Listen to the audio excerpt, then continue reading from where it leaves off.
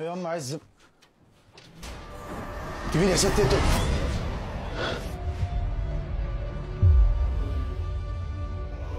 انا هند بنت الاحمر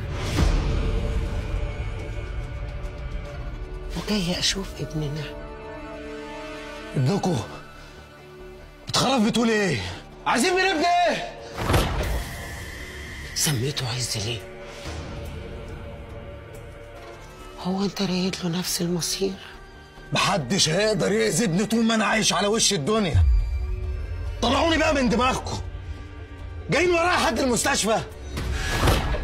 ازاي مش عايزنا نيجي في لحظة جميلة زي دي عشان نحتفل بوصول المعهود؟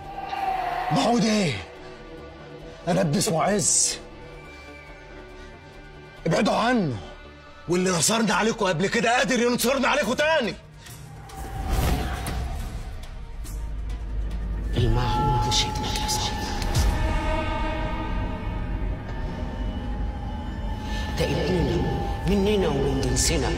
حسك هيكتب السبسوبة، وكل ما تكون عينك شايفاه هيزيد الوجع جواها. يصرخ يصرخ يصرخ. لا،